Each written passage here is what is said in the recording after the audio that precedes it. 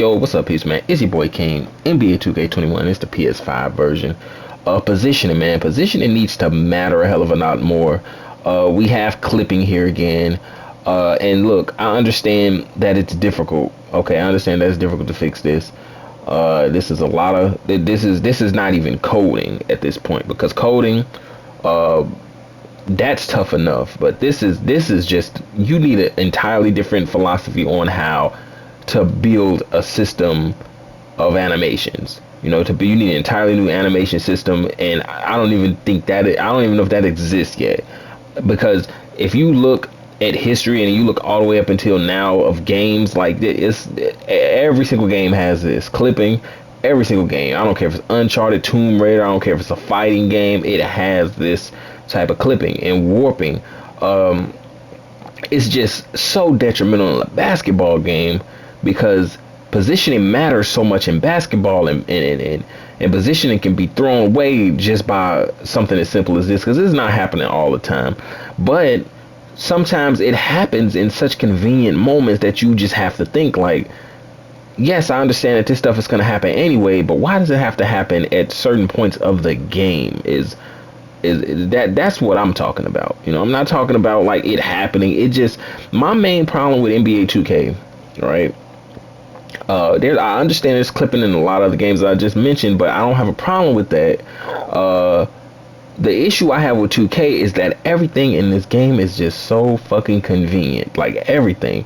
When the computer is running, when they're supposed to be on a run, or when it's time for them to get back in the game, you get stuff like this all of a sudden. This happens all of a sudden, which leads me to believe that this is a problem that, yes, it can't be fixed. You can't fix warping and clipping. I don't look, man.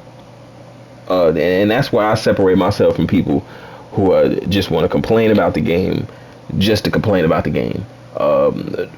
Nah, like I'm not part of that camp. I'm not gonna be complaining to be complaining.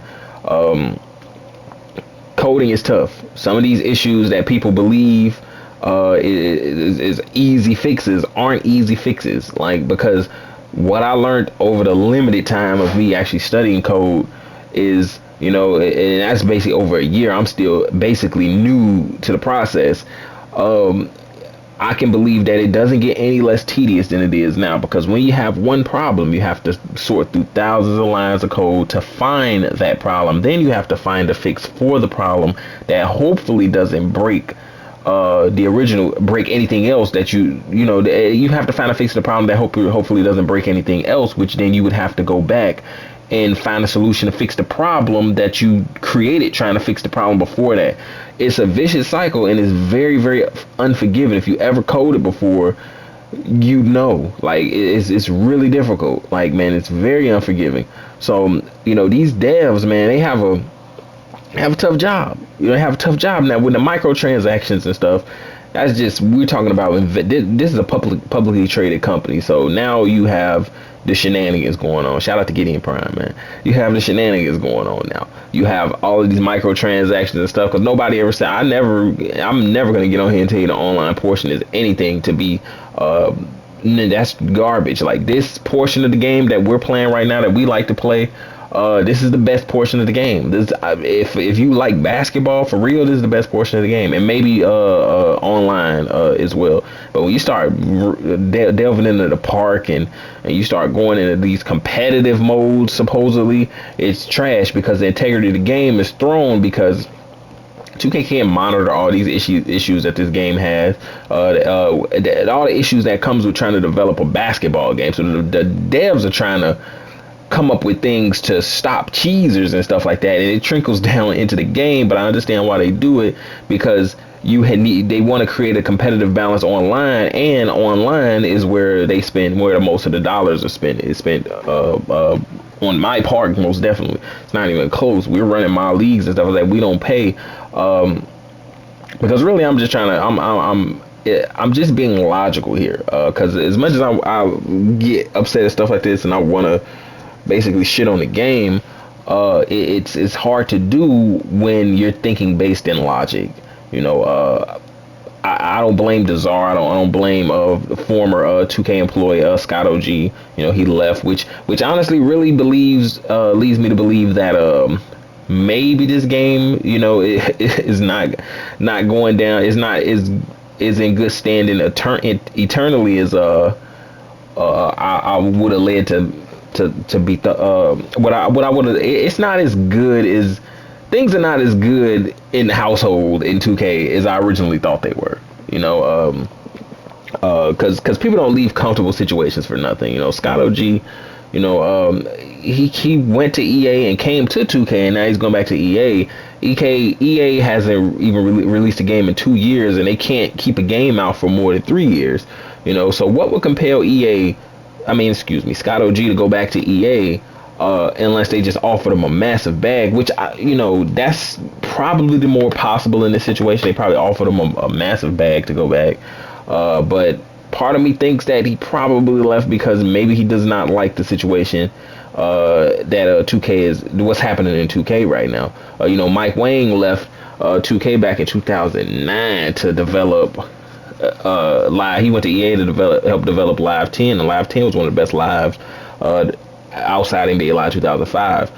Objectively, pound for pound in NBA Live category, NBA Live 10 was pretty much the best NBA Live. That was Mike Wang doing, but Mike Wang left just a year later. Not even a year. He hadn't even been there for a year, I believe. He might have been there for a year, but he left and they went back and started. And when development on 2K11 and NBA Elite 11, you see what happened with NBA Elite 11. Absolutely terrible. What I think happened there is he saw the direction of the game, and he wanted no part of it, and he left. And that's why I'm thinking back to Scott OG leaving recently. I don't think the direction of this game is pleasing the developers at all, because if you look, these guys are nowhere near Zara isn't as active as he once was, and he was never really active for real, because I'm pretty sure the man has kids, and he's working tirelessly on the game, and overall he's just a grown man. You know what I mean? Like, so it's he's doing this. His time is not like ours because he's also developing this game. So they start development cycles directly after the new one comes out, and sometimes like even a little bit before that. So, but he just hasn't been on as much. Mike Wang just looks miserable out here, trying to fucking please the casual community and mend the sim community and casual community is not happening. But mostly what he's trying to do is he's trying to fix problems. He's trying to fix the problem that he created in the green release, the shot releases and stuff like that, and basically the arcade feel of 2K. It's hard to please people with basketball who really don't know nothing about basketball and who aren't interested really in learning the game of basketball. So basically you have a bunch of non-basketball fans that is really pushing your game, which is a basketball game, an NBA simulation is supposed to be, and those are the things that's pushing. Those are the consumer that is pushing your title right now, and that's got to be really fucking frustrating, man. Imagine having a product about football or whatever, and the majority of your audience that play this game aren't even interested in football. So you're trying to develop a basketball game for people who don't like basketball, is what I'm saying, or a football game for analogy's sake. But when we're talking, like, when we're shooting the shit like directly right here, Mike Wang is trying to develop a basketball game for people who don't like basketball. So that's gotta be ridiculously frustrating for this dude. And the Czar, man. The Czar, you can see it in his Twitter posts and stuff about the sim community and stuff like that. Like, granted, this is about a year ago, but he was absolutely right, man. We don't pay anything. We pay $60 initially, but my league, we need shit like my park around, because that opens up, a bigger bag that they can reach into in order to give us the stuff that we want here. So, and it's just, and it's all just, I don't really know. I'm not there. I don't know what's going on internally, so I can't say if these guys are unhappy or not. But from what I'm looking at, from the outside looking in, it just kind of looks, is just weird, and it feels weird. Even the next generation version of this game, or the current generation, the PS5 version, this is receiving a little less support than its current generation little brother. And I gotta believe it's because most people are on the current generation of NBA 2K21, and they have to appease to that audience. They're basically keep the lights on because one, it was really hard to get these systems. It was actually ridiculously hard to get these systems. I got really lucky with like my girl actually had pre-order when I had given up on the 17th of September. They said they was gonna do it on the 17th of September, but they ended up dropping the pre-orders on the 16th for the PS5. Luckily, I was able to pick one up at 4 a.m. in the morning, and thanks to my girl, she pre-ordered at 4 a.m. in the morning, the 17th, from Best Buy, and it came here the 14th, I think. I think it was maybe a day after it released. But yeah, so a lot of people. So you think if it was that hard to get the system, like a lot of people don't have these. 2K has a huge install base, man. Um, but anyway, peace, man. I don't want to keep y'all too long, man. I know it just turned into a rant, man. I do this stuff off the cuffs, like I do typically from time to time come with more well edited and more well thought out videos. But I haven't had the time lately. But I got one coming, man. I'm gonna break a lot of this shit down. I'm gonna break this game down and what I really think of this game.